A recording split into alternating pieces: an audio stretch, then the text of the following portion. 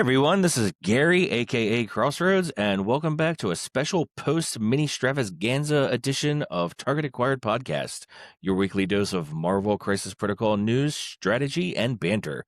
We're excited to have you with us today, whether you're painting, prepping for your next tournament, just hanging out. Before we dive in, don't forget to like the episode, hit that subscribe button so you never miss an update, and if you're enjoying the content, consider supporting us over on Patreon. Everybody's support helps us grow the channel and bring even more awesome content your way. Today, we have a special guest joining us on the cast. Would you like to introduce yourself? Everyone, I'm Dan, aka Spidey Foes Before Bros on Discord, and I play with the Nova Protocol group, a local group in the Virginia area, and we have a bit of a friendly rivalry with the Tag guys, so I'm really happy to be here. Awesome. I appreciate you joining us. And who else do we have today? This is Swooper. That's it for me. Short and Awesome. sweet. People know who you are. Mm-hmm. They should by now. So today we are going to be discussing first the rules updates from the MINISTRAVAGANZA that happened Saturday. And then we'll be going over some of the characters that were spoiled, or I guess Or displayed, changed. or changed, or just artwork, or whatever we got. So we're going to be going down through the transmissions. So first on the transmission, we're going to be talking about the rules updates. So first up is the roster building. So as we all know, before it was 3 secures, 3 extracts, shuffle, pick one of each, and that's the game you're playing. So now we're going to be bringing 5 secures and 5 extracts to the game table. We pick randomly 2 of each, and then your opponent, then the opponent picks 1. So it's going to be interesting because 2 big things. Now we're going up to 5 of each, which is a lot. I liked how tight the 3 of each were, but the good news is now if you're like, man, I really don't want that one, you're never going to get stuck on it because you have a choice of 2, so you can always have one that you don't want. This is going to require players to be just so much more flexible than they are, you know? Yeah, it's gonna be different, but I see like their whole argument is, oh, now you don't have to play a certain one that you don't want to play. But I don't feel like that's the case anymore. I feel like all these ones essentially are there any crises currently out there that you're like, I absolutely do not want to play that. I hate it 100%. I think this is like too little too late, where back in researcher days, that would have been the automatic pick every time. Yeah. But now I don't, like, it's nice that I can be like, you know what? I don't feel like playing Wedding Party, but I don't think it's that bad to play.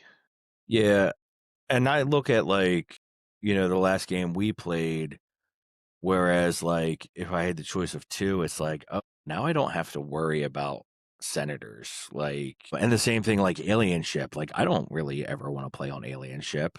It doesn't score fast enough for me. So now I don't have to worry about that, or Montesi. But then doesn't that not suck for the other person? So let's say I'm playing a faction or whatever that wants to drag the game out and wants to score low. So I get my extracts, and then if we're picking between them kind of thing, there's only 4. There's 4 extracts that have 3s.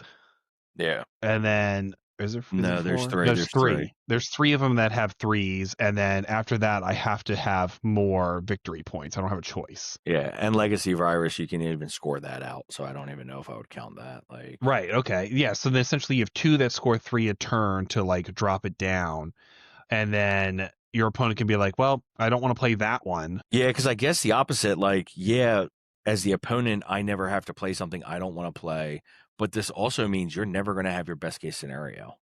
Right. Especially if they know that your best scenario is like, hey, I play whatever, I play webs, or like for me right now, it's like I'm playing Brotherhood. I really like Senators. Yeah. And they'd be like, I know you really like Senators, so you're just never going to play it. Yeah, so in that game, you really wanted Senators. I really did not want Senators. So it's automatically, I'm getting what I want. You're not getting what you want. Right. And I guess it's supposed to be, it balances out because the opponent does the same thing, but you're still never playing probably the scenario you want to if the opponent knows you well enough. Yeah. Um, when I found out about this change, actually the first thing I thought of was our game yesterday, Swooper. Mhm. Because if we, for everyone else, Swoop and I happen to be paired into each other at a tournament. I had priority. I was looking at his secures and his extracts. We actually had 2 overlapping secures, and I was like, well, I think I definitely don't want Swooper to have his extracts. I was looking at those, didn't like those one bit. I was like, okay, I'm going to pick my extracts and hope that 2 of the 3, I've got a 2 in 3 chance of getting a secure that I like as well. Well, we did the flip, and of course, it was Scoundrels, which I did not want at all. And that scenario is not going to come up anymore. So I'm excited for this change. I think it's great. Personally, it's going to force a lot more flexibility. You're not going to land on those scenarios over and over again, because the first 2 games that I had as well, kept getting the same secure and extracts as well. So I'm Yeah, I'd excited agree. for it. I agree with you there. I think there is still a lot of commonality in what you end up playing. You always seem to end up in the same couple of missions, even though there's 11 and 12 to pick from. It feels like you only play 5. Yeah. And now it's like the same thing with like, I'm thinking about, going up to 5. And I'm like, wow, okay. So like right now I'm running Cube, Spider Infected, and Terrigen. And it's like, I got to add 2 more and I don't know what 2 they are. You And I'm just like, like how fast those score for you. yeah. And I'm like, do I go like scientific samples or? Scientific samples, I think it's great for fast scoring teams. Yeah, I do like scientific samples. And it's even the when we look at the secures, like right now I run Deadline, Scoundrels, and Riots. And do I add in, I guess, Witness and Wedding Party? As a Kingpin player, yeah, probably. Yeah. Yeah, I don't know what I'm doing. I guess if I'm adding 2 extracts, I guess I'm adding, what am I playing now? I'm playing Inhuman, Deploy Weaponry, Senators. Oh my god, I don't even know what. Oh, and Fear. So I guess I'm adding Terrigen. And I don't want to add cubes though. Yeah.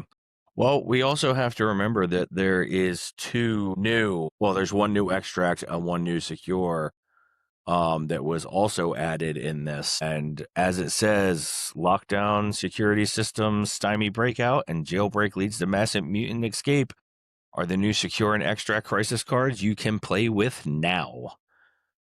So they are out and legal. So let's quickly talk about the extract. Jailbreak leads to massive mutant escape. It is a 20-point extract. You place 4 unexhausted cell tokens, which are a source, which is the new extracts type, and you set aside 4 prisoner tokens, which are civilians. Players score 1 victory point for each character they control that is holding a prisoner during the cleanup phase. You interact with a cell. You flip the cell and pick up a prisoner from it. Prisoners are limited. A character cannot interact with a cell while it is holding a prisoner.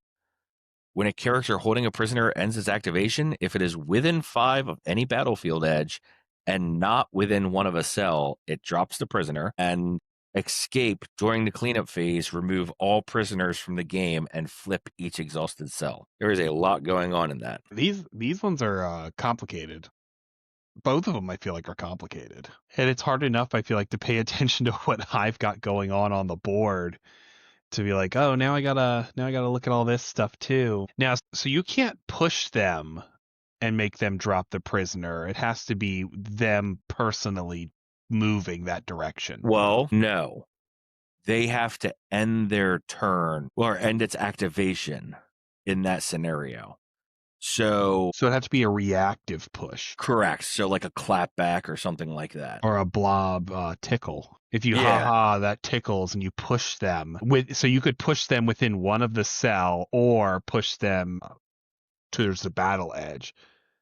Well, but there's no way. So Law as well.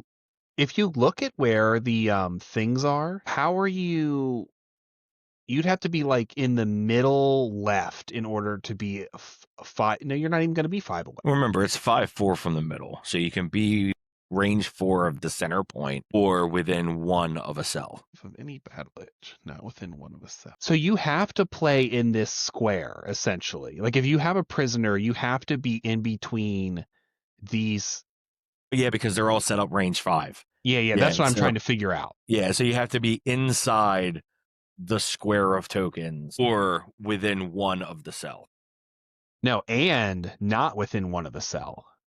So you have to be in this square and not within 1 of these red markers. No, you drop it. So if you are within 5 of a battlefield edge, Which is in the square. No. That's outside the square. If you are within 5 of a battle edge, so inside or outside that square, you're within 5. Yeah, you're going to drop it. I'm saying you have to stay inside the square, not to drop it. Correct. But what I'm saying the opposite, because it has to be if you're within 5 of an edge and not within 1 of a cell. Yeah, so like, it's not even within the square. You're like with a circle within that square. So you can be anywhere within that square and not drop it. You can be within 1 and not drop it. Well, that doesn't make any sense then. When a character holding a prisoner ends its activation, if it is within 5 of any battle edge and not within 1 of a cell, it drops that prisoner. Yep, so you have to do both of them to drop it. But like here, I'm within 5 and not within 1, so I drop it. If I'm here, I'm within 5, but I am within 1, so I do not drop it. Okay, so the operative word is and. Correct. Or. It would have been or. Okay.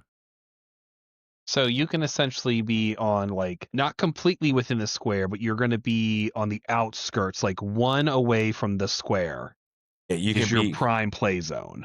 Yep, you can be anywhere within 1 of the cell or within the square, and you're safe. It's when you're outside the square and not within 1, then you are not safe. I do feel like there's probably a better way this could have been worded. Yeah. But yeah, so then that's what it would be, is just like, you get somebody on that edge and you bump them out. Yeah. So like if I move up, take the prisoner, attack you, and then you bump me back away from the cell, like towards the board edge, then I'll end up dropping it on my activation. Or if I run up, grab it, and then run back towards my edge, I'll drop it. So it's almost like you have to run, pick it up, and stand there, or run, pick it up, and move towards the center. But that's where everybody is. That's where everybody is. And if we think about other crises, like think about, let's see here, what's a good one? What are Ds? Ds are set up within 3 of the sides. So you could not pick up a cell, a prisoner, and run to a wing of a D. Yeah, drop it. That's a good point. That's really interesting. Yeah, because when you're looking at that card, you're not even adding in the blue card. Correct.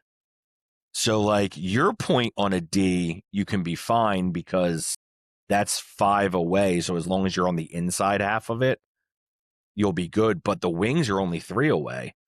You can't, like, I can't run, take one of my cells, and then run to a flank on one of the Ds because I'll drop it. I think Bs are 4 away. I don't even know if you could be safe on a B. There's going to be some really interesting, like... Yeah, this is going to take some real getting used to. But watch it be, like, the most popular one. You know what I mean? Like, once it's figured out, you're like, this is the one. Yeah. Oh, let's go on to our next confusing one. Yeah. So the secure, it's an 18-point secure. It's called Lockdown, Security System Stymie Breakout.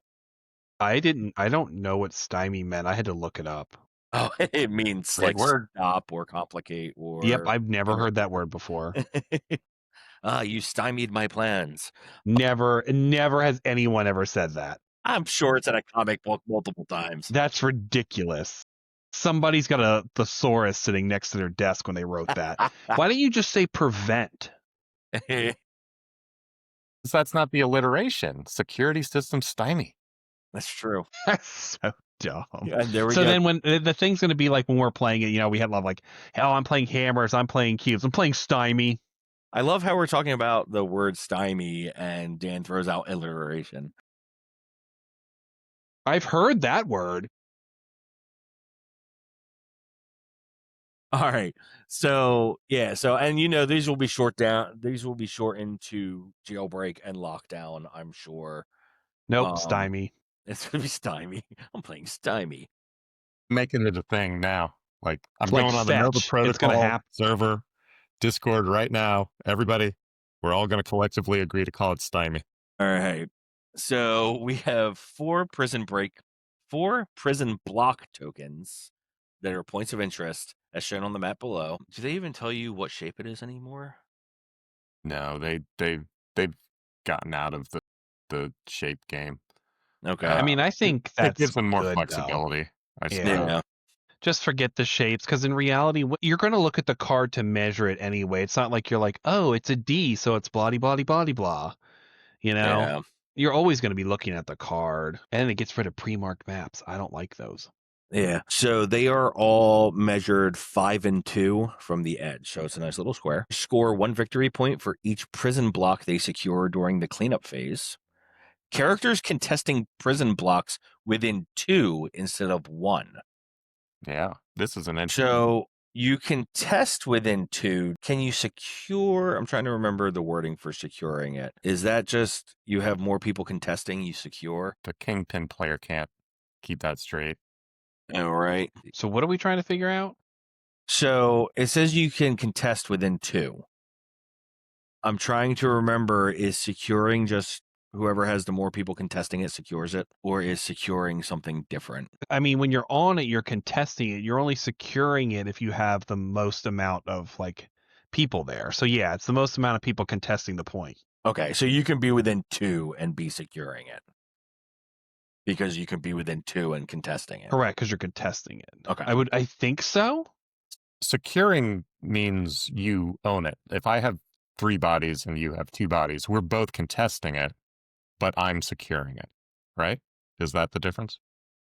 I think so. I just, because we were talking. Because Infinity Formula says contest, and everybody, whether you control it or not, gets power. Everybody who's contesting those points. Yeah. And then it just threw me off because the one day that I realized you're not actually ever securing a pay to flip. So now I always question everything special with secures. Yeah. AMG's language sometimes. Yeah, these are extra wordy crises. All right, so you can contest within 2, and then during the cleanup phase, remove all damage token from prison blocks, then roll a die. Put a damage token on the prison block to mark the matching result on the map below. The unmarked prison block matches the blank result. A prison block with a damage token on it cannot be interacted with, contested, or secured. So basically, there's going to be one of the 4 that doesn't count starting round 2. Yeah. So it's going to contest. It's going to score 4 the first round, and then 3 from that point forward. Yeah, that's a slow scoring one. Yeah. This feels like they're getting a little bit of Shatterpoint inside of MCP. Anybody who plays that, you roll a die to figure out the priority objective. This feels a lot like that. And also, this is the first secure or extract where players are going to have to keep in mind. Oh gosh, people are going to have to keep in mind orientation of the. Yeah, that's true. I didn't even think about that. Yeah, because both sides of the table need to agree. Okay, which one is the crit wild? Which one is the hit? Which one is the skull and shield? Which one? Yeah, so the best way and the way that I always insist, even when I go to score out, is so you see there's a red edge on one and a blue edge on the other. Oh, yeah. Whoever brought the secure is the blue edge on the card. Whoever brought the extract is the red edge on the card. Yeah. And I bring it up because, I've never paid attention to that. This is the first I secure have, that yeah, I've makes me never actually paid think. attention to that.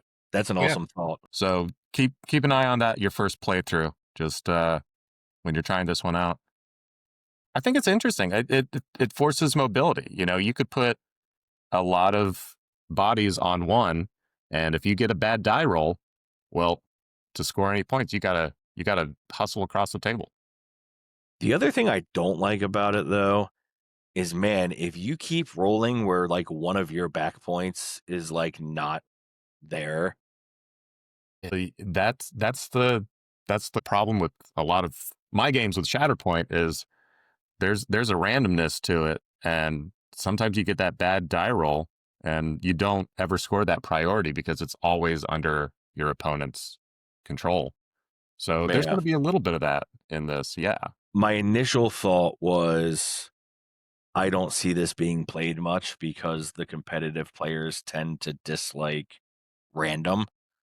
I'm certainly that way. But in the same breath, this is a slow scoring, which right now we have like demons. Oh no, demons rotated. Never mind. We have. Let me pull up the threes really quick. I don't play any.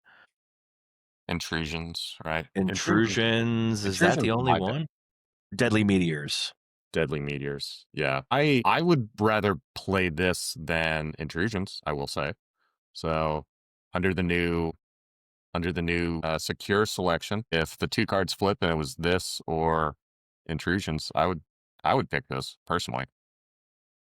Yeah, so like now when you're trying to pick your 5 cards and you're like, oh, I'm playing that attrition team and I really want to slow the game down, you got 3 that score a max of 3 points. So yeah, maybe we will see. And it's a very tight map. It's only 2 away from the center. So I can very much see this getting played by a lot of attrition teams. Swooper, any thoughts? I think we lost Swoop. Did we? Yeah, I'm not seeing him in the side. I guess his power Yeah. went out. Yep. Power went out. All right. Lovely. Let's see. How do you want to move forward? That's fine. It's the Gary and Dan show now. So it looks like we lost Swooper. He has power issues. He'll probably hop back on when his power comes back up. He said it's been going off and on all day, but we didn't really want to postpone talking about the awesomeness of MINISTRAVAGANZA. All right, so we talked about the secures and extracts. Let's move into the next big thing, which is, so you make your priority roll. Your priority roll dictates your choices of secure and extract, just like it has, and it decides who sets up first. But instead of the person with priority just going first, you make a second priority roll to determine who goes first. Wild, wild, wild. Does this kill safe grab characters like Namor, Amazing Spider-Man, Angela, to a lesser extent? I don't know. It's wild. It's a big pick. Yeah, no, I think about it and I'm like, so do you just set up every game like you are assuming you're going to have first turn? Because yeah, we talk about those safe grabs and we talk about, positioning and like, what does that do for cards like, Cat and Spider and stuff like that, where it's like, Cat and the Spider. Me being a foes player, the first thing I thought was Sinister Traps. yeah, That's become a real edge case tactics card. Do I ever bring it now if I don't know if I have priority or the opponent has priority? Or I'm not even sure when the order of operations is in terms of like card selection, right? Like, I'm wording this really poorly. no, you're So good. if I've got Sinister Traps, am I putting it on a token before or after that second priority roll? Because that could like wildly determine where I'm putting that trap on. You know what? Let's pull up the tactics card. So Sinister Traps, an allied character may play this card during the first power phase. So it's after the second deployment roll. After the second priority roll. Okay. Yeah, so because you're gonna roll, then you're gonna pick extract secure, then you're gonna set up, then you roll to determine who gets priority first turn. And then you move into first turn power phase. That's interesting. That might give a lot more flexibility to the card. Yeah. Wow. Okay. So the only thing you won't know is who's going first when you're setting up your characters or when you're picking your roster, which is also huge. Because you think about it, like how many times does you go, okay, I'm going to have priority. I'm going to take this character, like you were saying for the safe grab. Whereas like if you knew you were going second, would you have took that character for the safe grab? Yeah. I don't know.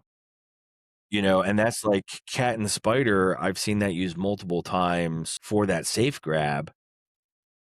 But it's like if you don't know.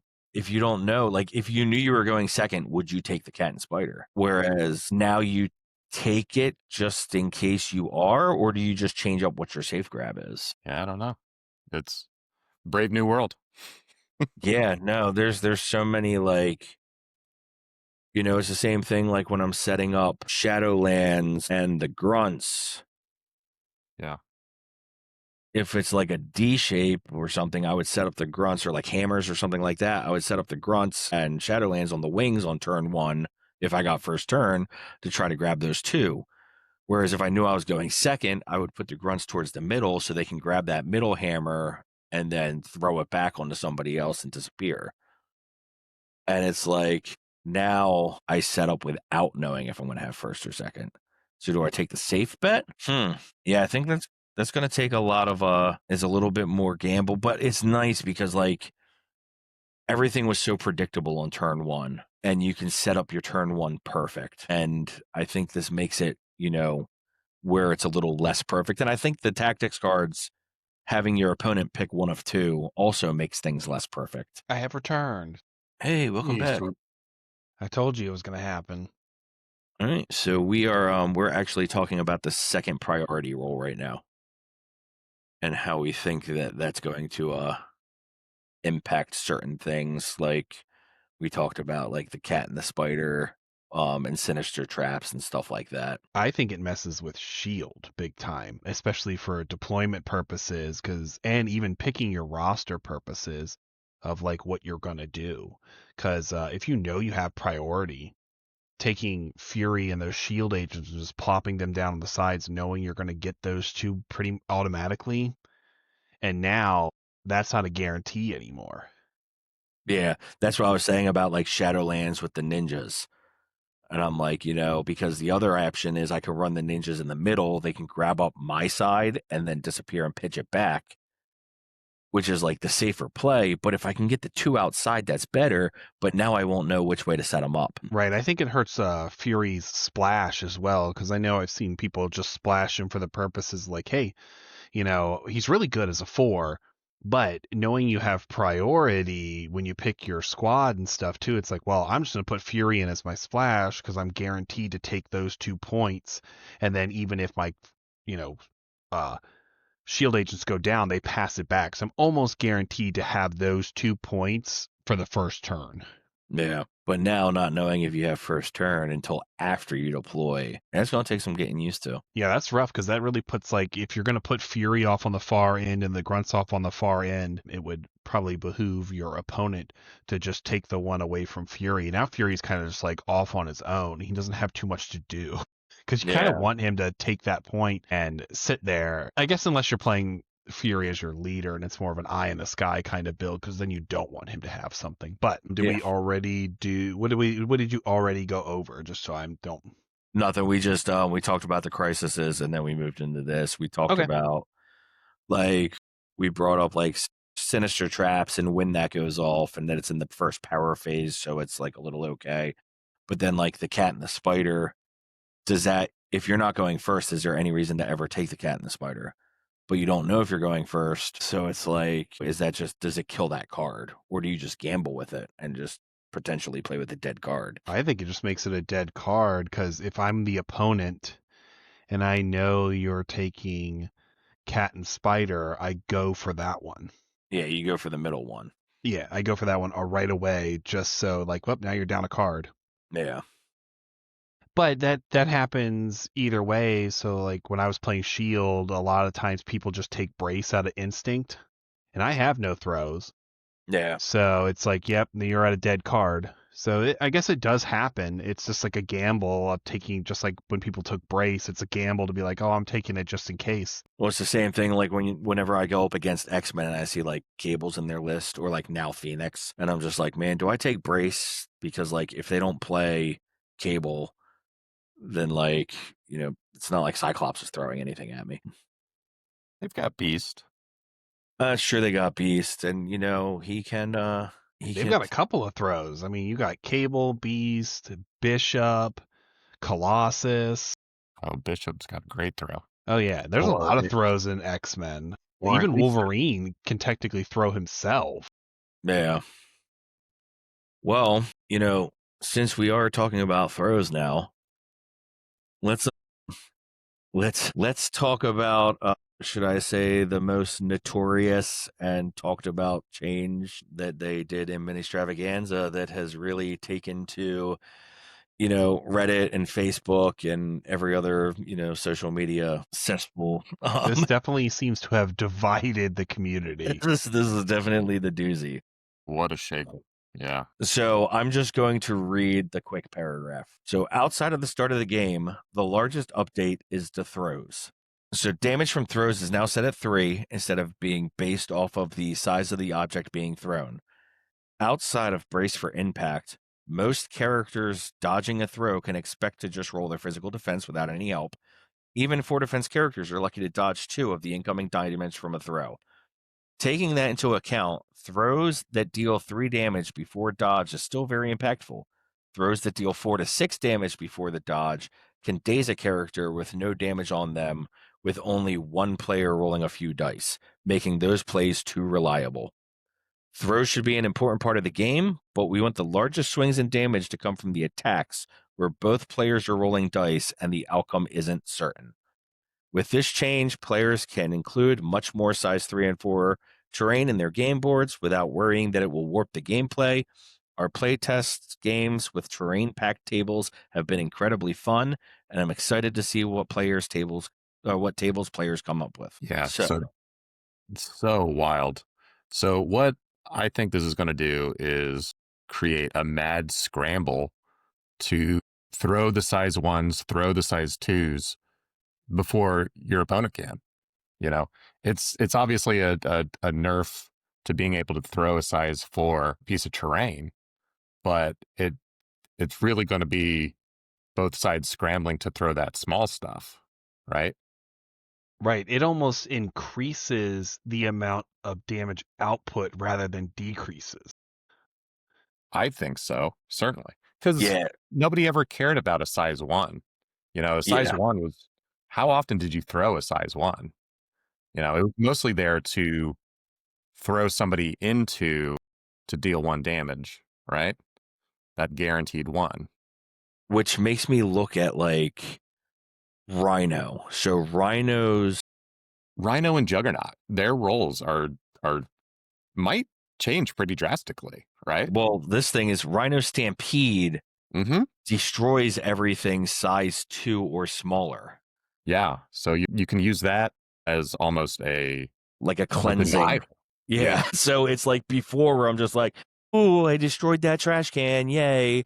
It's like, oh, I just destroyed that 3 damage that could have been thrown at my character. Yeah. Magneto and people with variable cost throws, like Magneto and Cable. But Magneto in particular, oh my gosh. So for 6 power, right? He's got the size 1 pylons around him. He, for 1 power, throws 3 damage going into you. And then he attacks. His thingies are 2s. They're 2s. Okay. Yeah, they're 2s. Oh, I thought they were 1s. Okay. No, they're 2s. Okay. So I was super excited for a weird change that isn't going to happen with him. Yeah. But there still is usually, like, on average, there's supposed to be like 4 1s on the board. So it's still a big deal to be like paying 1 power, throwing a 1, doing 3 damage, and then, oh, there's another 1. I'm throwing that. That's another 3. So for 3 power, I'm doing 6 automatic damage. Yeah, so if Magneto's sitting on 10 power for some reason, he could throw 4, no, 3, no, 4. He can throw 4 size 1s. Yeah, that's kind of the rhythm of the Magneto, right? You almost never use that spender. Right. I mean, that's good for him though, because he definitely needed something, and I don't know if this really changes the amount he gets played. I definitely going to try and see what happens. My curious part about so I don't think it's bad. I think the internet's going crazy about it. That sucks. Sorry, your Immortal Hulk can't, you know, throw a whole bunch of stuff all over the place all the time. You know, and the whole like, oh, Thor 2 got worse. Yeah, well, Thor 2 got worse. I think the weirdest indirect nerf is to Groot, right? Because he's always standing next to Rocket, and Rocket doesn't take collision damage. But now if you throw that size 1 Rocket into him, he's automatically taking 3 damage. He wants to God, bodyguard a guy who just became heavier, essentially. amazing Spider-Man with whatever a spider can with his catch. Mm-hmm. Oh, So yeah. you pick up to size 2 within 3 of him, and they suffer a collision as if it was thrown into them. So didn't now, even think about throwing Rocket. Like the whole point is to put Rocket in front of Groot so he Yep. doesn't take damage. You're like, I'll just throw Rocket at him. Because before he was a size 1, Groot didn't care. Now he's effectively a size 2, and that's different. that's great. Yeah, I think in all honesty, it is more damage being put out by throws. It's just not more damage at once. Yeah, You know, you're not just KOing a character right away, but you are overall through the game pumping out more damage. and you're not going to have characters racing to the size 4 terrain Exactly. Yeah. to try to throw it. They're now racing to the size 1 terrains. Yeah, you're not Which going to is have to. wild. You're not going to look at a board when you're setting up, and this is coming from like setting up the tournaments. We're not going to have to like look at every board and be like, is there an even amount of size 4s like that everybody can get to, and like, and I mean the larger terrain still matters for line of sight and cover Even movement. and movement. Like, so it's not like it's going completely one way. Now, I am interested to know how much, like, so Rhino was his points. I mean, he's probably a horrible example because he's like right at the fucking peak of 4, but like, was his points taking into an account that he can throw size 4 and do that 5 instant damage? I don't think it Maybe. matters. I think it balances out. I think, yeah, it's a double-edged sword. Yeah. I don't think it goes into any justification. So like let's use like a Hulk as an example for those kinds of things. We're like, oh, Hulks can throw 4s because he's super strong. Yeah, he can throw 4s. So that still means he can get rid of cover. He can get rid of line of sight blocking terrain. He can get rid of terrain that inhibits movements. He still can do everything. The only difference is now is that size 4 doesn't do 5 automatic damage, just does 3. But that also means now that trash can's doing 3 damage. Yeah. I mean, Cable got a lot more power Yeah, efficient. the variable cost throws are Yeah. weird. Oh, A lot of those variable cross throw characters needed it. Like they Yeah. needed that little bit of an upgrade. I'm not sure who else has it though, besides Cable and Magneto. There's got to be more. Is Bishop? No, Bishop's is normal. What about Phoenix? I'm just guessing, by the way. I don't remember. I honestly don't remember. I just know like those two are definite ones. My big question with it is, does the table state change for purposes of like, so we set up a lot of tournaments and stuff. We have a lot of boards already preset. AMG in their first set of rule books had a layout of like how many of each piece of terrain. When the new core set came out, they basically got rid of that. And they said you should just have X amount of terrain, not giving you particularly like you should have more 2s and 3s, like less 4s, less 1s. I think AMG needs to put out something that gives you a guideline to tables, just to like have a set and it sucks because I don't want it to be like Warhammer, where Warhammer has all the exact same tables, like everything looks exactly the same. I don't want that at all. No. But I want something that says, like it did in the original rule book, where it's like a table usually has like 3 to 4 ones, 4 to 6 twos, or like 4 to 5, or like 3 to 5 threes, 2 fours, and 0 to 1 fives. Just to give you like an idea, and then be like, and usually it's like 12 pieces, 12 to 15 pieces of terrain on the board. I just need a guideline. More importantly, just something to rely on, so that way if somebody's like, oh my god, this table had way too much terrain, Right. it's just so like, hey, that's what it's supposed to be.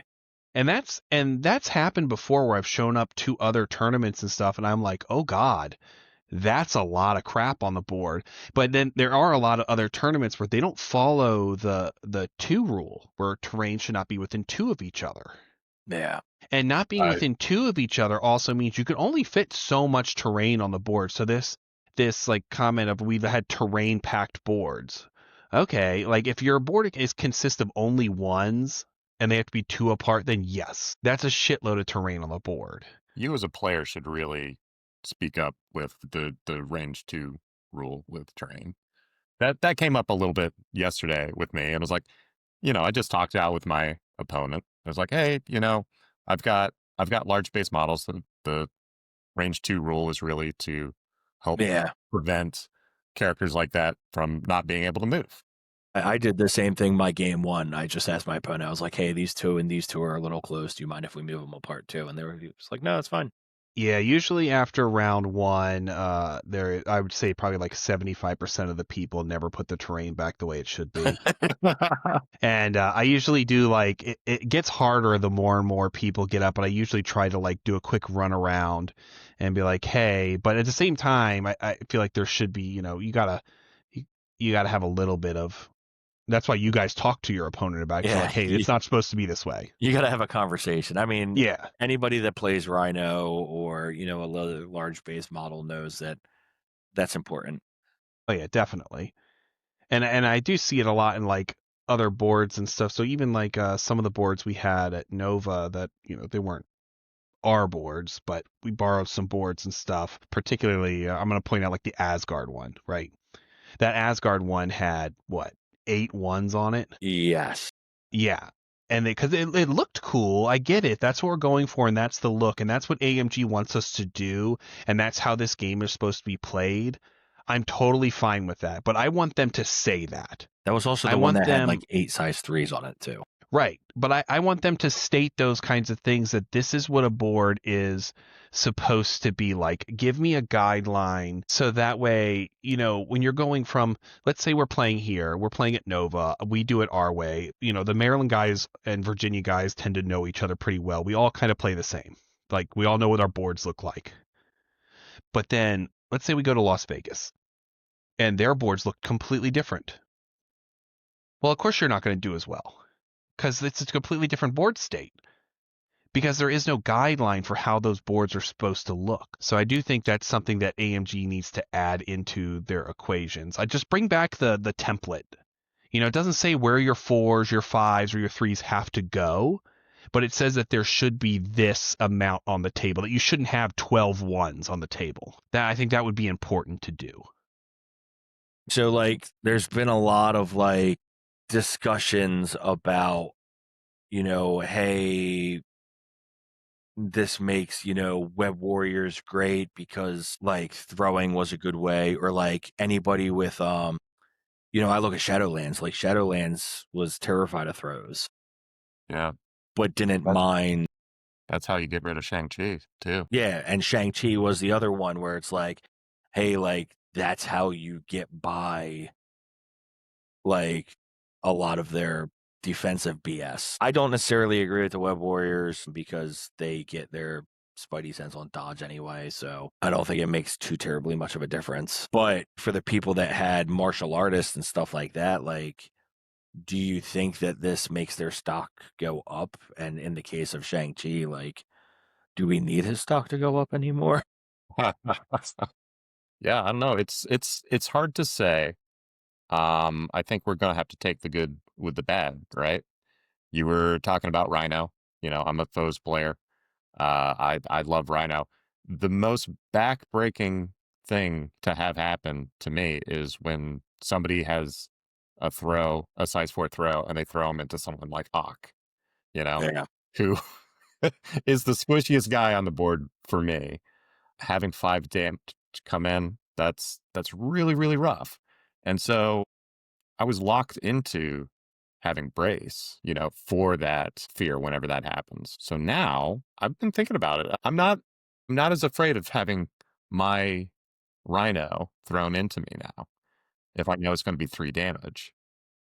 So here's a question for you two. Is the intended action of this is to not make brace an auto pick? I don't think I'm taking brace anymore. I think I'm going to swap it out for patch up. I've been way ahead of the crowd. I rarely unless I look at your crew and I'm like, you have a lot of throws. I don't take brace usually. I've been not taking brace for a long time. I'm one of those guys who I just automatically Yeah. slap. Brace was pretty much staple to me, and you basically summed it up. Like, I'm putting Rhino on the board. Like, getting Rhino thrown into like Bullseye or Shadowlands sucks. It's backbreaking. It feels so terrible.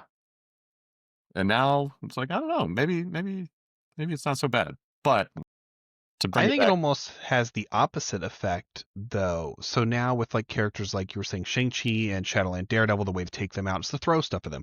Professor X is like the same thing, just throw something at him. yeah. Well, when you're wandering around the board, you're always like, oh, I gotta, watch out for those 4s, those 3s, those 5s. Now you gotta watch out for 1s. And like, how often when you're on the board, you're usually near a 1 pretty quickly and easily. And like I said, there's 4 to 5 of them on the board, and it's just like, all right, well, whoop, here, eat this trash can that was just sitting next to me or whatever, and now you're taking 3. Yeah, I can see that, but like I get to roll my physical defense. So like with Shadowlands, I'm rolling 4 dice to dodge. Like, I feel a lot more comfortable rolling 4 dice to dodge 3 than dodging 5 when like Rhino gets thrown into me, or a bulldozer gets thrown into me. Well, I agree. I Like, just think now it is quantity over quality. yeah, Because this also is, taking into account like you're throwing, not that there's very many size 1 characters, but it like in reality it only affects the size 1 stuff because everything that was size 2 was already doing 3 damage, so it really only changes size 1s up and changes all the bigger stuff down. correct. But it just means that more stuff on the board, like everything you throw, can potentially be a bad thing. And it's funny because like in my game 1 yesterday, like Kingpin was on a back point fighting with Gwenum, and he was standing next to one of the plywood piles that you made that look amazing. And the whole like I kept saying to my opponent, like, the likelihood of me doing anything with this 2 damage like plywood pile is like not worth my power. But like now it's like, well, now it's 1 more, now it's 3 damage. Like, can that get 1 through? Like, because and I had her at 1, and I kept saying like, she was just out of my range for being able to throw her. And like it was just like we had like a good like 5-minute discussion on like the likelihood of that plywood pile being able to do 1 damage to her. Yeah, no, it's going to be interesting to see how it plays. And I get the like, because I had the same initial gut reaction that a lot of people had, where like it like kills the immersiveness a little bit for me. Like, I liked the idea of like, Rhino or Hulk picking up this giant front end loader and like smashing it down on somebody's head. And like now saying that that does the same as a trash can, which, if you watch any of like AEW or any of the, wrestling, like you see trash cans do not have the same effect as a backhoe. Like, it just, I don't know. It does like hurt a little bit. But if it's for the health of the game, I'm all right with it. The difference is your trash can is being tossed by, the Undertaker's hitting you with a trash can versus the Hulk is launching a trash can at you. I think there's a little added weight to it, kind of thing. I did see a lot of people saying, like, could you imagine the Hulk throwing a light post like a spear? Like, yes, that'll do a lot of damage to you. So, Yeah, no, I get it. And like I said, I think it's going to take a little getting used to, but I'm all for giving it a try. It's a big change, and I should probably be a little more upset by it than than I should by this, because foes are really defined by having a ton of size 3 character throws specifically. And now that's going to be dealing less damage when I throw, a 3 into someone else. But I don't know. think it I think it's a very interesting change. Yeah. I'm optimistic. Yeah. And to be fair, it's changing it by 1. So all you're losing is that 1 damage when you throw a size 3. I think it's something people just have to get used to. I don't think this is like, you're not quitting the game over this. I'm sure somebody will. No, this No, is I did see some people post that we're just going to play the old rules. I'm like, whatever, dude. Like, you do you. You don't have to announce it, but sure. Yeah, you can come up with your own rules. Yeah, you do whatever. You can do that with any game, but like, I mean, you might as well. It literally like just got announced. It was like 24 hours ago, kind of thing. Play it a couple of times, see how bad or good it is. Like I said, I don't think it's anything to quit the game over.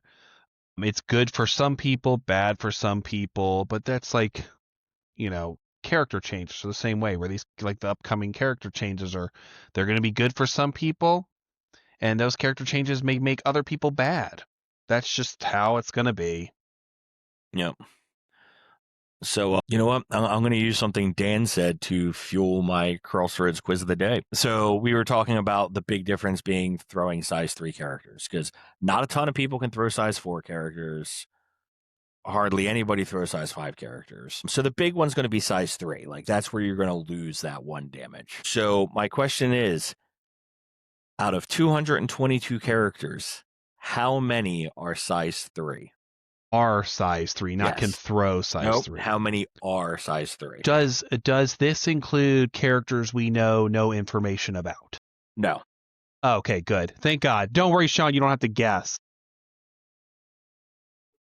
I don't know what the answer is. I'm going to guess 45. I think Pretty solid guess. Size 3s. 200 characters. 222. 22. You always go bigger than you think. I think 45 is pretty darn close. Let's go with 55. The correct answer is 37. Oh, I almost said 36 too. Damn. There's 37 size 3 characters currently in MCP. Wow, so what is that? With 222, it's about a seventh of the roster? Only a seventh? This is like the first time I think for the quiz where it's like I don't go higher, because every time we've ever got a question, we always go like low, and then it always ends up being higher. And you're always surprised by how many more it is than what you think. Yeah, I was surprised at how low this was. I definitely thought it was going to be more, but no, it was lower than I thought. I was way off. That's like 20 off. Yeah, I changed it from what I was originally going to ask. What I was originally going to ask is how many characters can throw other characters. We'll do 2 for today. A twofer. We're doing a 2 for. It's a special day. Dan's here. Does this? Oh man, this includes attacks as well as superpowers. Question. This is how many have the game mechanics and effects of can throw characters. So it would be both. That makes it a lot more. I think I'm gonna stick with my answer of 55. I honestly think it might be higher, because there's a lot of characters out there. So you're thinking like Angel. Angel's Spender can throw a character, and you would never add him into the equation usually. Yeah, I'm gonna say 80. Ooh, Big money. yep. Go big or go home.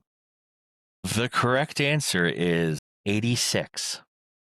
Woo! Oh, dang! That is a lot. That is a lot. And one more, just a special little thing. How many spider foes move slow?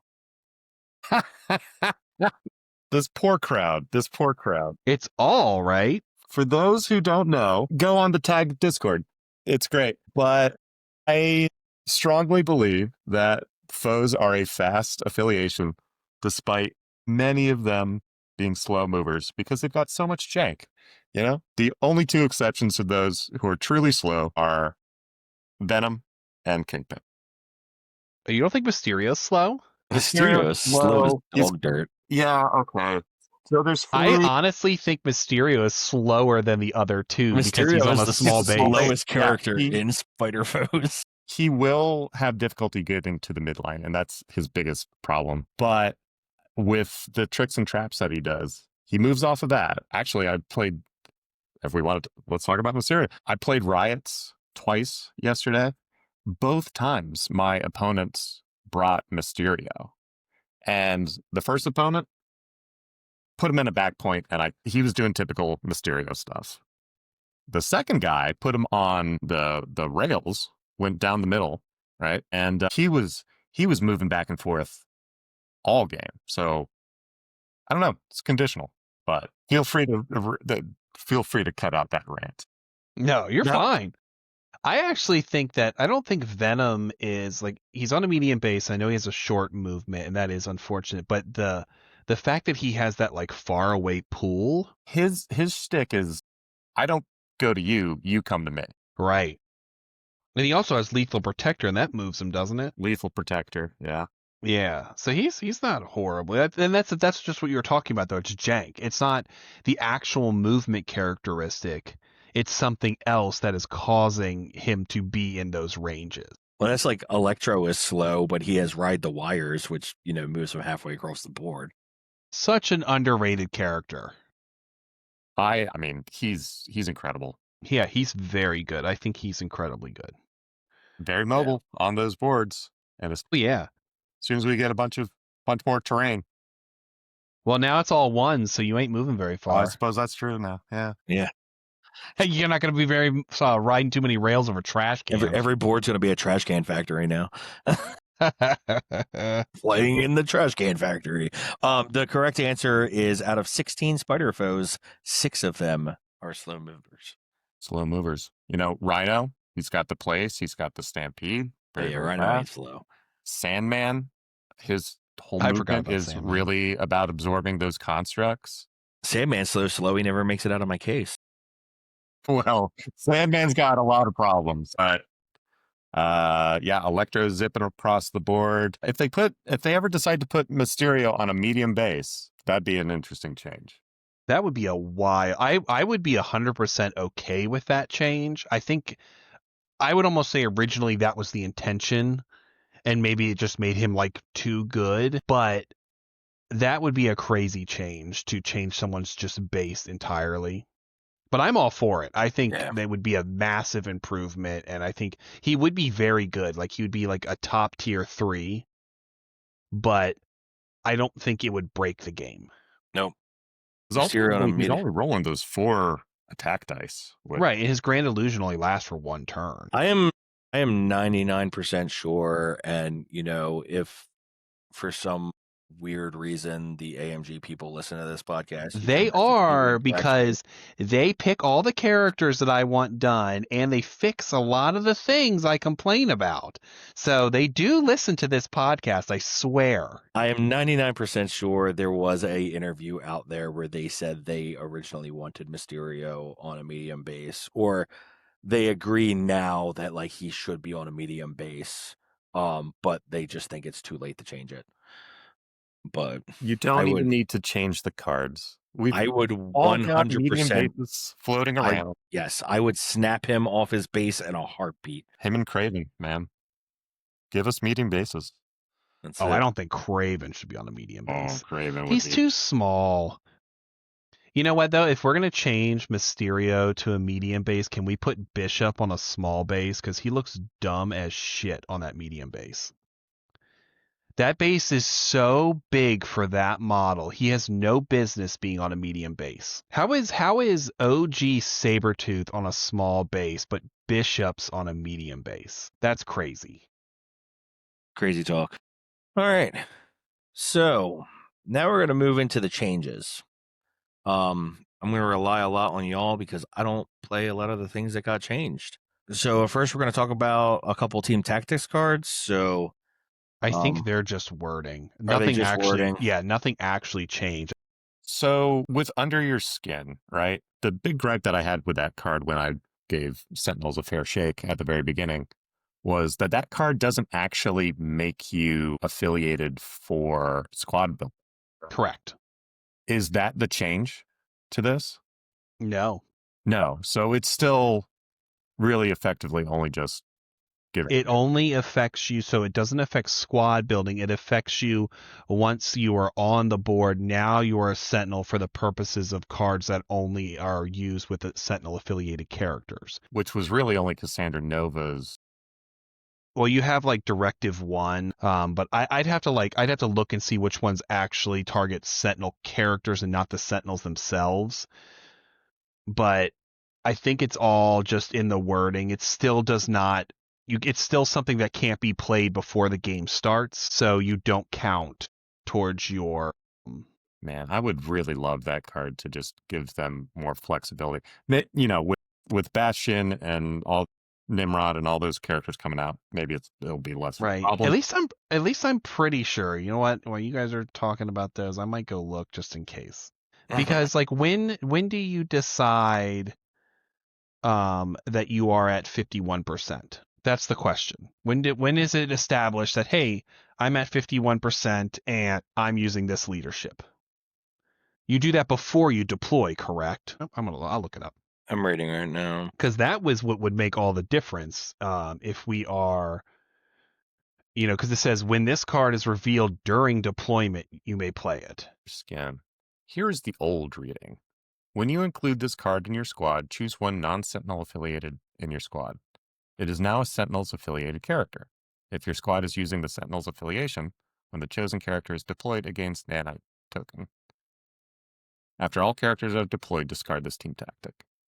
And then you gain immunity to bleed and poison. So they moved when it was revealed basically to like the first sentence. So in the new one, it says when this card is revealed during deployment, you may play it. That's weird. So the way it's worded is like when it gets played is when I'm talking to you and I'm like, hey, what character cards do you have? What tactics cards do you have? And then once I say I have Under My Skin, I basically can play it right then and there. No, so here's how it goes. Step 1. After mission is built and maximum threat is determined, players choose characters from their rosters whose combined threat equal to or lower than the maximum threat value. Step 2. Players choose affiliation. Step 3. Players choose their 5 tactics cards. Step 4. Players reveal their squads. Step 5. Players deploy their squads, beginning with the player priority. Step 6. Players choose their leadership. So you're choosing affiliation in step 2. Deployment's not until step 5. Okay. So yep. Then yeah, you don't count as what it is, I guess. So clear wording on a card that feels terrible. Yeah, that's still I don't think is very good. Okay. I don't know if giving me it takes up a slot for one thing, and then it gives me flight and immunity to poison and bleed, and it's meh. I mean, if like terrain tables are going to be packed with size 4s and 5s now, flight might not be bad. I played it on Black guess. Cat once. It's like, okay, now she's really zipping. That's true because Yeah. she weirdly doesn't have wall crawler. Yeah, it's so ridiculous. I think it's the same thing with professionals and the initiative is that they are just worded differently. I don't think there's any actual changes. Okay. I always want to get I've tried to play the professionals a bunch of times, and I would love for this card to be awesome because it sounds cool, and it just like never happens. Do any listeners have like really cool combos with this card? Anybody got a fair shake on the Sentinels? Hit up the tag Discord. Yeah, if you got a plan with that Under the Skin, and you're like you guys are sleeping on it, let me know because I'm 2 painted Sentinels away from playing Sentinels again. So. Yeah, I'm gonna dust those models off, man. I am definitely. I was so excited for them when they came out, and then I played them, and I was like, oh my god, this is the worst. They were just so bad. We are getting ahead of ourselves, though. Yeah, definitely. Let's talk about Cassandra Nova. Yes. I don't Injured like that side she's a sentinel. Injure size stamina up to 7 from 6. Mind possession change to advanced short instead of advanced to character speed, which spider foes, that's the same thing. Flesh manipulation down to 3 power calls from 4. Telepathic cloak updated to so that Cassandra gains an additional power in the power. Yeah, see, an additional power like really helps her so much. And I actually like the change to making the advance a short because there was always this weird feeling. It's like, wait, okay, so do I put the biokinesis on them first and then advance them short, or do I advance them their speed, but then they're outside of the range of the biotelekinesis? I don't know. I also think advancing a character like their speed a lot of the times, especially if we're choosing characters like Black Cat or something like that, you can move them into such a bad position. And like even though they can they just take some move action, they can move right back.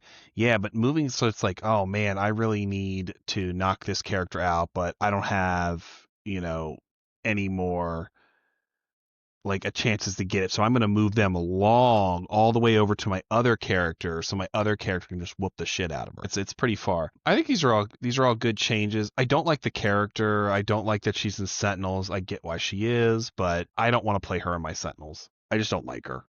She could be really good in any sort of trap house list. Oh, yeah. Like, but yeah, maybe Sentinels isn't her. I mean, I'm sure she works with him. This is just a personal that I don't like her. I don't like the model. I don't like the character. The little jumpy like swoop thing, I ripped Yeah. that off like immediately. Yeah, it's awful. I've got like a spare Sentinel hand like bursting That's out of the pretty ground good. underneath her. I just want to play like what we're getting in the future kind of thing. Like I just want to play big, stompy Sentinel robots. I don't want to have random Cassandra Nova in my Sentinels. I agree. I want those Sentinels on the table. I'm hoping we get like more marks in the future too. So that way we can just play with big stompy Sentinels. I do like her spender, by the way.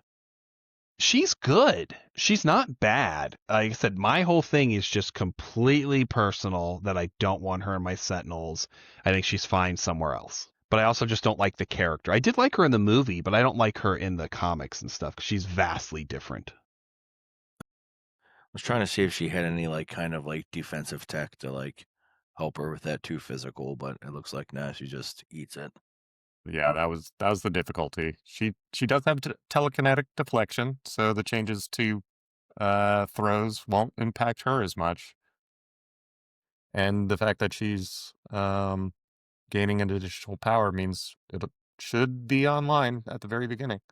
So Yeah. All right. And with 7 health, I mean, healing factor could be useful. So now we'll move on to the MK4. Physical damage up to 4 from 3, and mystic defense down to 3 from 4. Healthy side stamina up to 8 from 7, so gain a couple extra health. Plasma blast up to 5 strength from 4, but only 2 more dice can be added. Acceptable collateral damage initiative power superpower added. Sentinel programming updated so allied superpowers can advance and push this character. Plasma leak injured side attack strength up to 5, gains 1 power, and the system overload trigger reworked to cause damage to every character within range 2 of the Sentinel. I love almost everything about it. Thank God the physical defense went up. Why did my big stompy armored robots have 3 physical defense? Like, oh my God, that was so annoying.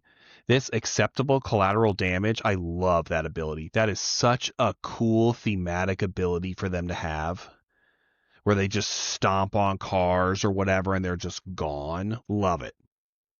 The plasma leak, I don't like that they take damage. I don't know why we kept that. That was a massive problem I had before, and I get it now. It like explodes and it does damage to enemy characters, but it also does damage to your own characters, but it also does damage to the Sentinel.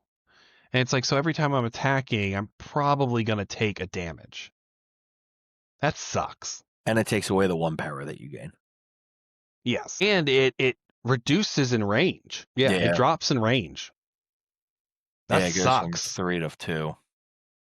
I mean, I feel like you're almost forced to use your suppression protocols every time, which isn't hard because you're generating extra power. So you should be having that 3 power every turn to at least do it once, but it still sucks.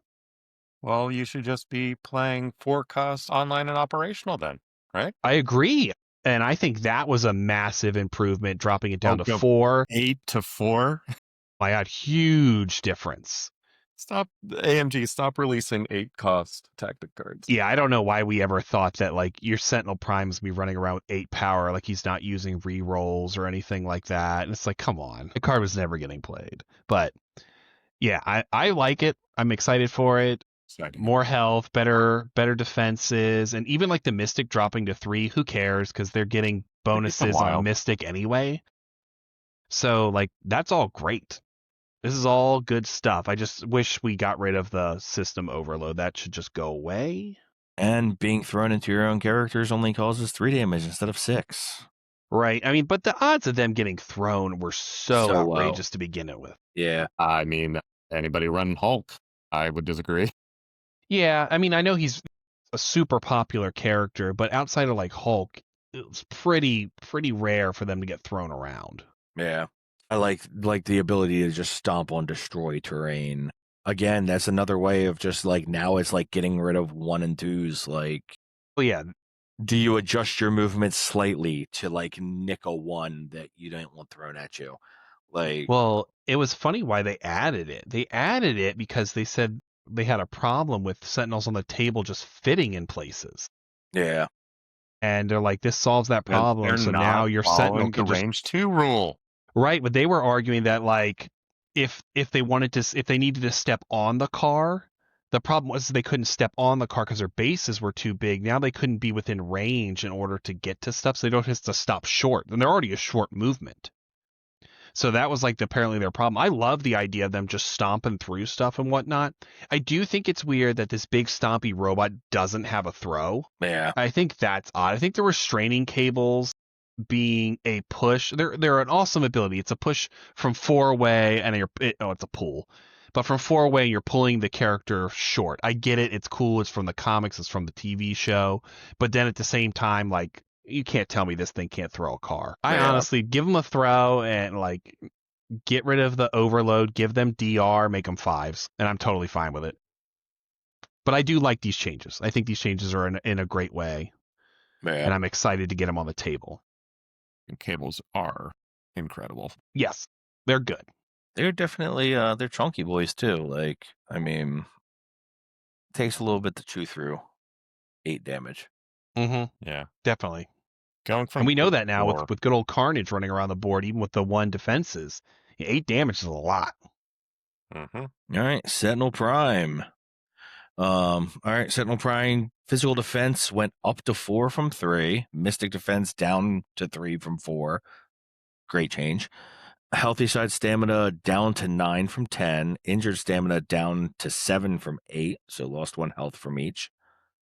Plasma blast up to 6 strength from 5, but only 2 more dice to add.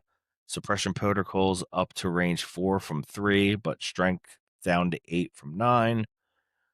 Power cost down to 3. Mutant hunters updated to work on KO in addition to days. Pattern analysis update so that each character can reroll dice with it only once per turn. And Sentinel programming updated so that all allied superpowers can advance and push this character. I've totally forgot about to mention that on the regular Sentinels is the fact that now you can use your own superpowers to move your Sentinels, and that previously you couldn't use friendly superpowers to move Sentinels was the most ridiculous thing. But now you can. Now there isn't really that many that can do that, but the fact that they couldn't was so crazy to me. It was like little things. There were so many little things on these Sentinel cards that were crazy, like the leadership being only.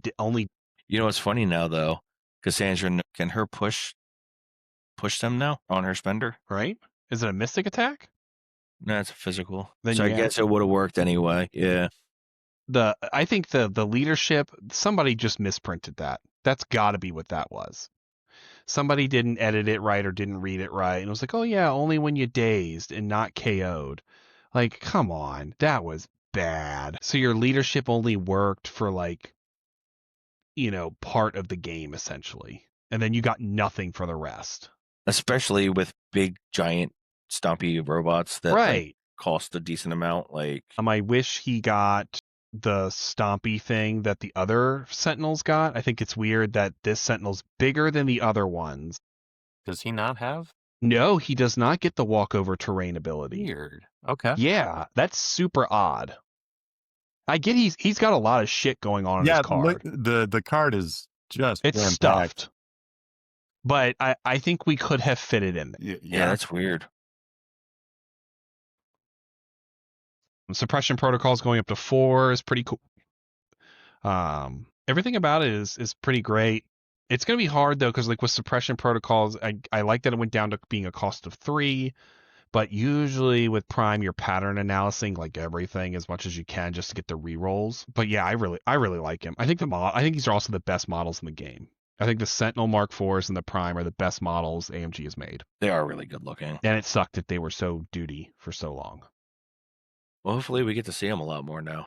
Now we're going to. I'm telling you, I got Primes done. I got 2 more Sentinels to paint. They're the only, now that I think about it, they're the only models in the game that have full articulation. Yeah. Yeah. I've got one of mine is holding a size 2 car over his head. Oh, that's all. I love that they came with so many options that people can do that kind of stuff. Yeah. I actually have a whole extra set of them. I already you can't play with anymore. I wish the limit on 2 Mark IVs would just go away. You can just play as many Mark IVs as you want. And I think that would be fine. I don't think it would break the game or do anything, but it would you'd just be able to play with all stompy robots, and that'd be great. But I bought like an extra set because I wanted to make like our own ultimate encounter with them. And I thought that'd be a lot of fun. I wish there was one. Night of the Sentinels. There was one. It did exist. It was on their list of releases. It was called Night of the Sentinels, and it was an Ultimate Encounter like release, and it just never came out. Hopefully it will, though. Next character, more big boys. Dormammu. Shadow Bolt attack triggers updated to require failures instead of wilds. Incantation of Obliteration's Dark Miasma trigger updated. Flames of Faltine updated to check to see if the allied character suffers damage from having too much damage in the cleanup phase instead of the power phase. Master of the Realm Darkness updated to add failure results to Dormammu's attack instead of just continue counting enemy failures as successes. This guy is all good. Nothing bad happened to him. Like all this stuff is like everything you needed kind of thing. I think he's great. He counts fails as successes on his attacks. Yep. Now he does. Now he does. Okay. So the change of the skulls in the attack is instead of wilds is just thematic. Right? Effectively, that doesn't. Yeah, pretty much. Now you just always want skulls. Yeah. Now skulls are great with Dormammu. And like his crazy spender lost the shield trigger. So now it's just now it's all only successes. 4. Yeah, so it used to have 5 triggers. Now it has 4 triggers. So the odds of it going off are a lot more, of course, which was always annoying because I almost never used that attack because it was almost impossible to get all 5 facings kind of thing. And you never got it. It never happened for me, I feel like. I had it like one time. The change to the leadership, big improvement. Thank God for that. Because that was always the worst part about playing him was being stuck on one and then like next turn happens. It's like the old crisis rules where you took it and it's like, well, I'm dead. You need days in the power phase. Yeah, that was the worst time it could happen. So fixing that is a huge buff for him. Changing his triggers to skulls is awesome. I'm all about it. This guy is, if you're not taking recal with Dormammu, I don't know what you're doing.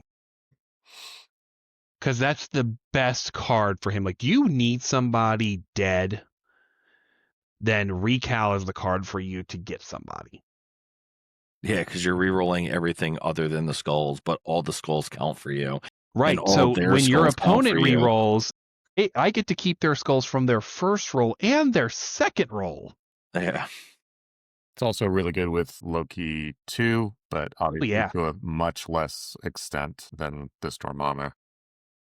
Yeah, I'm really happy with this one. I like him. I've been playing him. He's been like randomly splashed to a lot of my lists. My shield was like Shield Dormammu for a long time. So like I feel like he's always been on that like fringe of like good enough to start seeing more often, or like just like some people have success with him. Do you think this might push him into that like, hey, we're gonna start seeing him in tournaments now, I think like you were seeing him before. I think what got him, occasionally? yeah, but I think what got him out of like being dog shit territory and nobody played him was other characters. So as more characters come out, all of a sudden Dormammu's kit worked way better. So Yeah. like Weapon X came out. Weapon X is the perfect character to pair with Dormammu. Jane is such a good character to put with Dormammu. And when those characters started to come out and funnel out, all of a sudden Dormammu's stock went up, right? And you saw him in like high tier tournaments Mhm. played by high class players. And now he has just gotten all buffs. You have You will a definitely see him. yeah. Yeah. This is really good, really strong. We actually have a local player in Nova Protocol who has been running a lot of Dormammu games recently and having a lot of success with it. It's Young.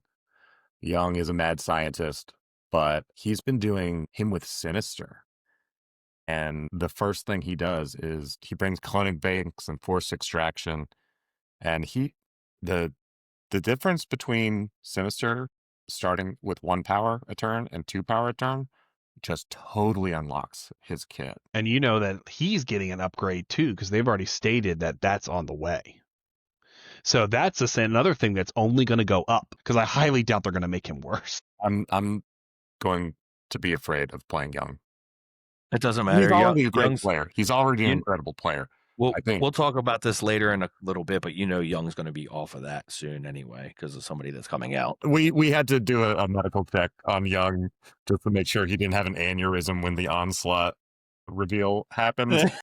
He is alive. He is fine. He is in intensive care, but we think he'll turn around. I was gonna say I've seen him in that shirt more times than I've seen him like in another shirt. So, it's, um, but yeah, Dormammu I think is getting a good shine. Black Widow, Agent of Shield, got more health.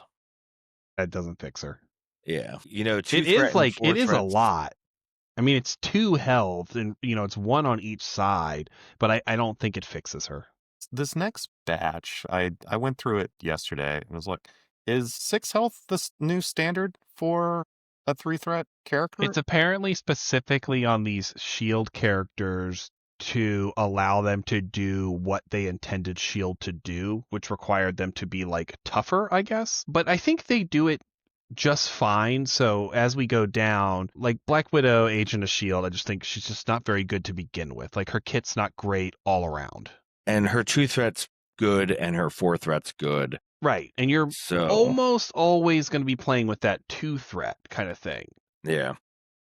And then you go down, you get Hawkeye, which I will praise Hawkeye all day. Anybody who sleeps on Hawkeye, that guy wins games. I think he's a good character as well. Yes. And now what do? We made his stamina go up? Yeah. Whoa. That was a big problem, was he was a 4 on the one side. Yeah, and his energy and mystic defense did not help him with that 4 health. Right. And you're adding 2 health, so he's 6 on the backside with his range 4 hopping all over the place. Range He's 5. very good. Range 5. Yeah. Very good. Being able to pick between energy and physical is so underrated. Yeah. He's very good. So, like, that's a big plus because he was already good. This one, though, Nick Fury getting more health is insane.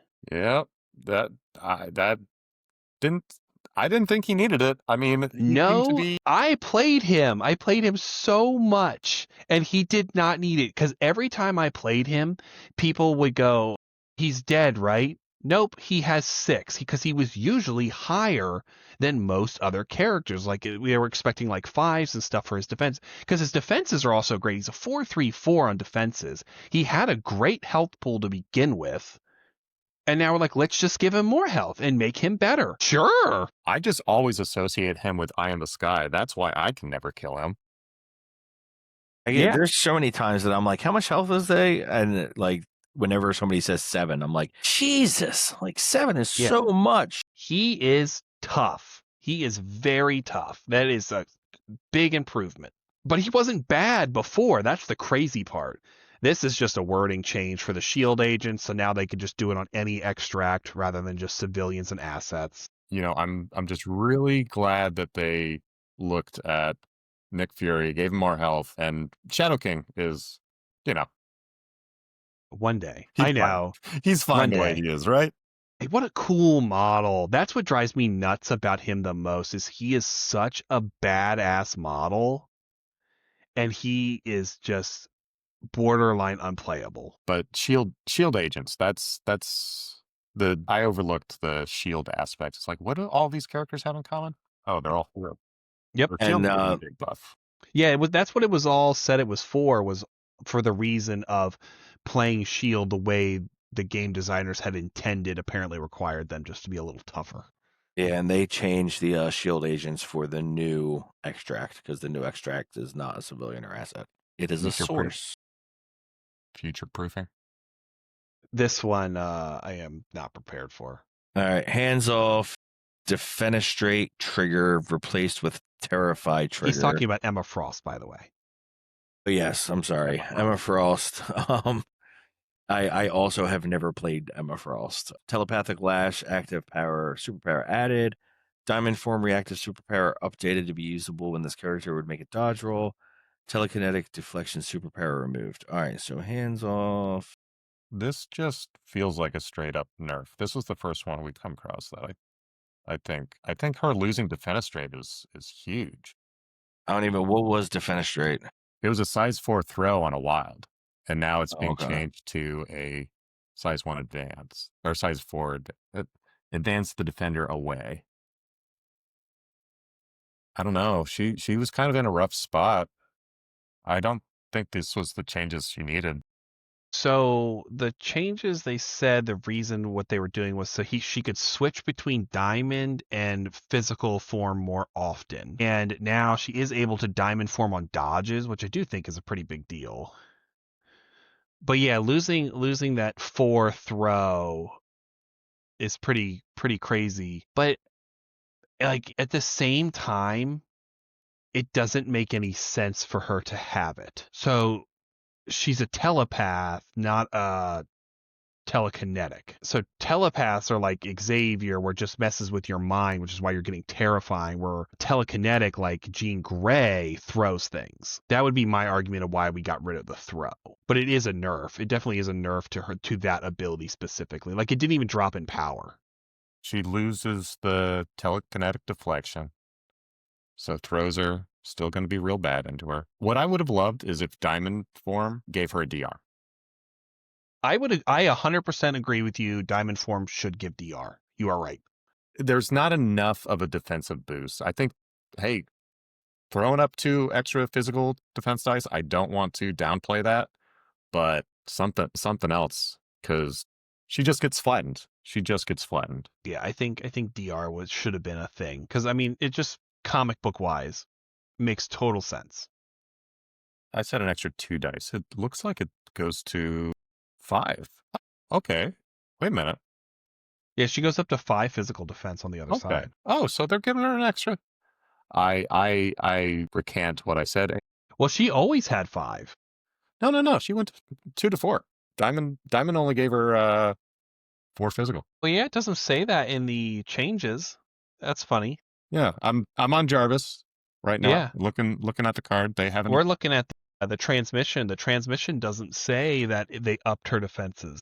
So that's something they just completely missed. Yeah.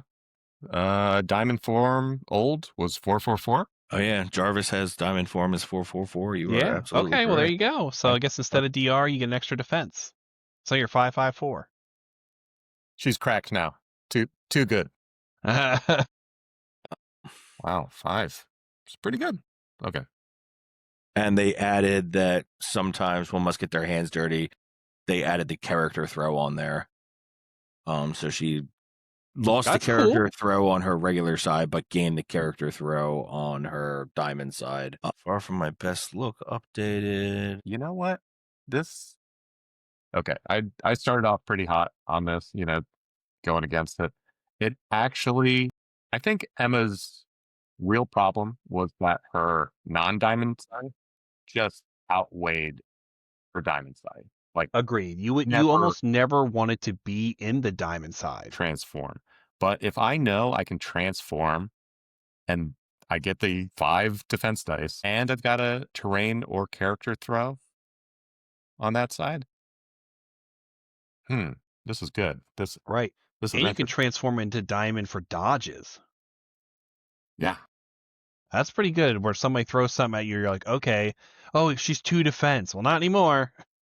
Yeah, and the end of your activation, if you began the activation in diamond, then you switch back to normal. Or at the start of your activation, you just choose to go back to normal and you lose all your power. Yeah, I think you play her, you give her a shot. I don't think it fixes Hellfire Club, but She's probably well, I'm shocked she's not played in X-Men more. But I think she will be now. I almost look at her so like even in Brotherhood, I'm struggling on the 4 cost in Brotherhood kind of thing. So I had Colossus. I don't like Colossus. I had Prowler, which I played for the tournament. I didn't really care for him when I played him. I'm almost tempted to try Emma. Her spender's not bad. No, and I think adding like getting the character throw, being super tough when I need to be tough, being able to control people with my not diamond form, I think she might fit what I'm looking for. Yeah. All right, Professor X gained health on his injured side. Psylocke gained a health on her injured side. Star-Lord, for some reason, gained a health on his injured This side. one is the one that bothers me.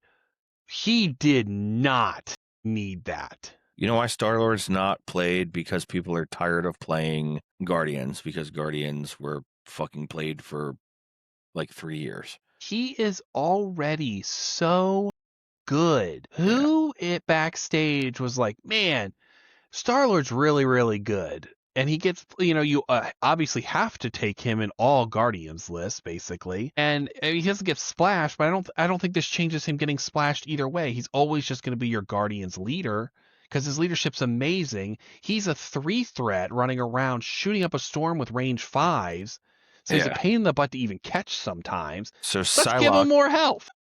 he just became the same health as the 4-cost Psylocke. yeah, like what I said earlier, is 6 health now standard on a 3-cost character? I don't know. Must be something. I like some of them I get, if this is like you don't want to change something about them, so maybe just upgrading their health is what fixes it kind of thing. I think they got excited about that Carnage fix, honestly, and they're like, how good did this fix work? This was a great fix. Let's try it with all these other characters. I just don't think it's going to have the same impact. I don't get it. Like Hawkeye, they made a 5/6. Like I think 5/6 is perfectly fine for him. Like he has hit and run and 2 ranged 4 attacks. Like he's not meant to be in your face attacking. Like he should absolutely be a little squishier. Right, but that's where I think Star-Lord's in the same boat. Is Star-Lord should be squishy, but the benefit to him is like he can shoot from very far away, and he has a leadership And that he is has amazing. and he has plucky attitude. So if you Right. whiff your defense dice, you can just re-roll them all. Does Plucky go for defense? Yeah, when defending, if his character rolled no shields, it may re-roll all of his current Wow. defense dice. I'm usually the victim of that, being shot at, not Yeah. Well, that's because usually you're not attacking him because he's not in your face. That's a stupid fix. That's a no fix. We wanted to have something else on here. Yondu went up to 7 from 6 and 6 from 5, but again, he's a 4 power. Is Yondu the most recently released character on this list to get a fix? I feel like Yondu Yes. just came out.